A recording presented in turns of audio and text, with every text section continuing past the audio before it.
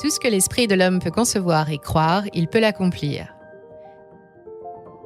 Si nous devions résumer l'œuvre de l'auteur américain Napoléon Hill en une seule phrase, ce serait sans doute celle-ci. Né en Virginie en 1883, le jeune Napoléon se lance dès l'âge de 13 ans dans une carrière de journaliste. À 25 ans, il est recruté par le Bob Taylor's Magazine et se spécialise dans le portrait d'hommes célèbres de son temps comme Henry Ford ou Thomas Edison. C'est au contact de ces hommes inspirants qu'il se lance dans un méticuleux travail d'analyse. Napoléon Hill étudie avec minutie le parcours de ces hommes, souvent partis de rien, et qui sont parvenus à atteindre ambition et fortune. Au bout de 25 années de travail, il est en mesure de révéler les secrets de la réussite. Il les répertorie dans un ouvrage qui sera publié en 1937 sous le titre « Réfléchissez et devenez riche ». Sa philosophie du succès se penche particulièrement sur les croyances limitantes et les moyens mis en œuvre par l'esprit pour se surpasser, pour atteindre le succès dont beaucoup d'entre nous rêvent.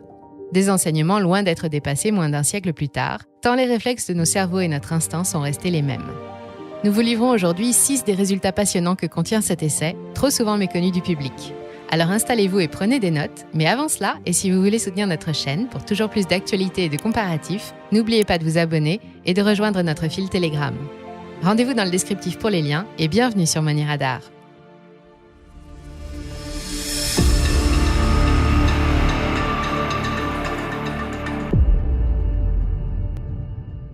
Le désir est la source de tout succès. C'est le point de départ du parcours de tout homme ou femme qui réussit. Le désir, c'est-à-dire la volonté d'obtenir. Lorsque Napoléon choisit d'employer le terme de « desire », ce n'est pas par hasard. L'auteur le distingue très nettement de l'espoir ou du souhait. Le désir est une volonté puissante qui doit tourner à l'obsession et guider absolument toutes vos actions sans jamais s'éteindre. Le désir ne connaît ni renoncement ni abandon. Et comme une image vaut 1000 mots, le livre l'illustre de la manière suivante. Imaginez une petite armée qui débarque en bateau sur une plage avec pour mission de combattre des ennemis bien plus puissants. Le général donne l'ordre à ses hommes d'incendier les navires, ne laissant aux soldats qu'une seule solution pour échapper à la mort, vaincre. C'est cette philosophie que vous devez adopter en vous lançant sur la route de la fortune. Vous avez sans doute saisi l'importance du désir, mais l'idée vous semble peut-être abstraite. Pas de panique, Napoléon Hill a établi pour vous un plan concret en 6 étapes afin de transformer cette énergie intérieure en action extérieure. Étape numéro 1.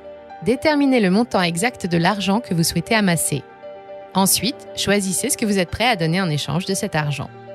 L'étape suivante consiste à se fixer une date précise, un délai au terme duquel vous décidez d'avoir obtenu la somme voulue.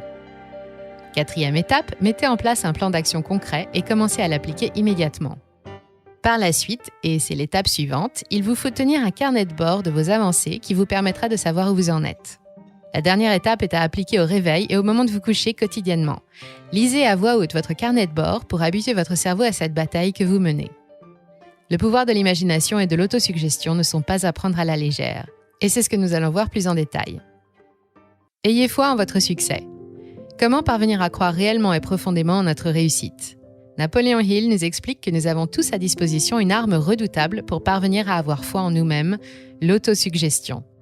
En répétant très souvent une affirmation à notre subconscient, nous finissons par être envahis d'une foi profonde qui nous guidera sur le chemin du succès. Prenons l'exemple d'un homme A qui se répète constamment « Je ne serai jamais riche ».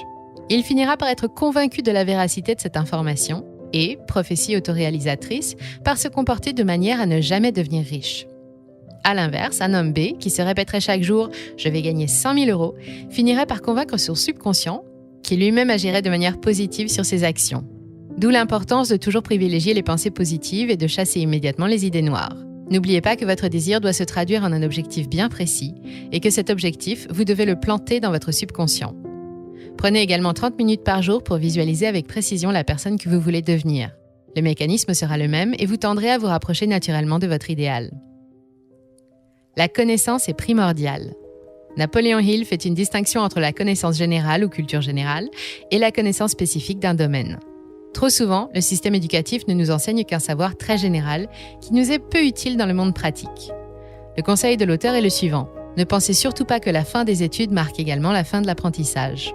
Pour parvenir à vous enrichir, il va vous falloir acquérir un certain nombre de connaissances dans le domaine bien précis où vous avez choisi de vous lancer. Il s'agit d'être malin. Il faut d'abord faire le tri entre ce qu'il est nécessaire que vous connaissiez vous-même et les savoirs qu'il est plus judicieux de déléguer à des collaborateurs.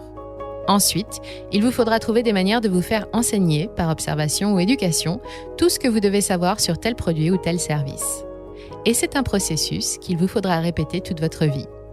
À ce propos, le livre raconte une anecdote sur Henry Ford. Accusé de ne pas être suffisamment instruit et incapable de répondre à des questions de culture générale, l'industriel a répondu « Je travaille avec des gens qui sont capables de répondre à ces questions. Il me suffit d'appuyer sur un bouton pour qu'ils viennent y répondre. Je travaille justement avec des hommes qui sont là pour m'aider en cas de défaillance. » 4. La cristallisation du désir en action. Un homme seul ne peut pas tout maîtriser ou connaître. Il est donc parfaitement normal et même conseillé de vous entourer de collaborateurs qui vous permettront de bénéficier de leur savoir-faire et de leurs expériences. Pour cela, formez un groupe d'associés, chacun ayant une utilité bien précise dans votre plan vers le succès. Offrez-leur bien entendu en contrepartie une rémunération. Organisez des réunions afin de vous coordonner et de mettre toute la troupe au diapason. Une fois le travail d'équipe lancé, ne négligez pas l'harmonie des rapports humains, faites en sorte qu'elle règne toujours au sein du groupe. À ce stade, vous risquez fort d'être le leader du projet. C'est une excellente chose pour votre objectif de réussite, mais diriger requiert des qualités indispensables que liste l'auteur. Si vous ne les possédez pas naturellement, cherchez à les développer. Il s'agit du courage, du contrôle de soi, du sens de la justice, de la fermeté dans les décisions et de la précision dans les plans, d'un effort supplémentaire par rapport aux employés au travail, de la sympathie et de l'empathie, de la maîtrise des détails et d'un sens de la coopération. À l'inverse, l'égoïsme, la déloyauté, la mise en avant de son autorité ou de son titre, la peur de ses subordonnés ou de la concurrence, le manque d'imagination ou d'humilité et la négligence sont à proscrire à jamais. 5. Persévérance et ténacité. La mauvaise nouvelle, c'est que ces deux qualités sont rares et peu de gens les possèdent. La bonne, c'est que par l'effort, on peut les acquérir. La persévérance, c'est ce qui vous permettra tout au long de votre parcours semé d'embûches de garder la foi. C'est elle qui vous poussera à vous relever à chaque fois que vous chuterez et à continuer lorsque tout semblera perdu. Vous l'aurez compris, sa présence vous sera indispensable. Pour cela, rien de plus simple, en théorie en tout cas, il vous faut un objectif précis et alimenté par votre désir inébranlable, un programme concret d'action permanente, une résistance à la négativité, au pessimisme et aux mauvais conseils, et la coopération de gens motivés et prêts à vous rendre service. Nous insistons sur le fait qu'elle est primordiale, mais aussi fragile. Pour la maintenir à vos côtés, il vous faut fuir à tout prix un certain nombre de pièges que voici. Un objectif flou ou mal défini, l'absence de plan précis, toutes les excuses et alibis pour ne pas passer à l'action, l'indécision et la passivité, les excuses plutôt que les solutions, l'abandon à la première difficulté, la peur d'être critiqué et la négligence des opportunités qui se présentent. 6. La transmutation de la libido. Il s'agit d'un autre élément primordial à votre réussite. Nous avons tous en nous un puissant désir sexuel. Napoléon Hill le décrit comme le plus puissant de nos désirs.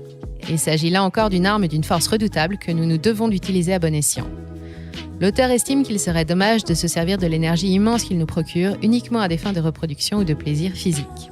L'idée est donc la transmutation sexuelle, c'est-à-dire le transfert de ce désir qui était physique en réalisation extraordinaire. Il s'agit de sublimer ses pulsions, sans les étouffer, mais sans non plus se laisser complètement guider par elles. La science nous apprend que les hommes qui réussissent sont ceux qui sont parvenus à faire de leur libido une énergie créatrice. Ce qui explique par ailleurs que rares sont les jeunes de 20 ans à faire fortune, puisque cette maîtrise demande un certain temps et une certaine expérience. Ces 6 conseils sont à apprendre et à appliquer sans délai si vous souhaitez atteindre un jour le succès.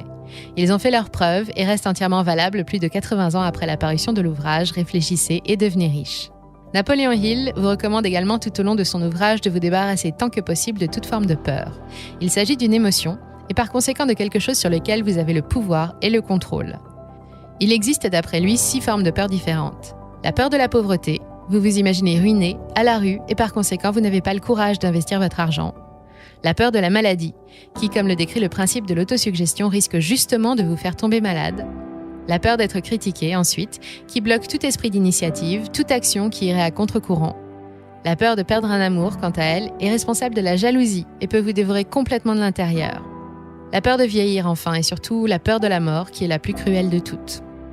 Si a priori le lien avec la réussite financière ne saute pas aux yeux, il est pourtant fondamental de prendre conscience de ces peurs et de tenter de les contrôler.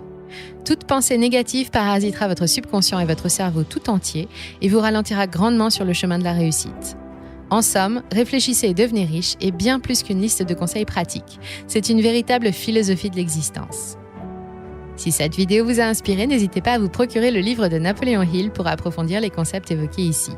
Si la psychologie de la réussite vous intéresse, vous trouverez sur notre chaîne d'autres vidéos sur le sujet, comme celle consacrée à la psychologie de l'argent. Et si cette vidéo vous a plu, n'hésitez pas à la commenter, à cliquer sur j'aime et à vous abonner. C'était Money Radar, à très bientôt.